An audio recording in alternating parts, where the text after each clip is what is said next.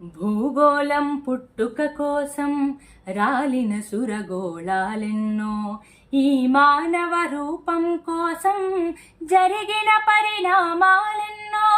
ఒక రాజును గెలిపించుటలో ఒరిగిన నరకంఠాలెన్నో, ఒక రాజును గెలిపించుటలో ఒరిగిన నరకంఠాలెన్నో. కులమతాల సుడిగుండాలకు బలి అయిన పవిత్రులెందరో, ఆ చల్లని సముద్ర గర్భం దాచిన బడబానలమెంతో.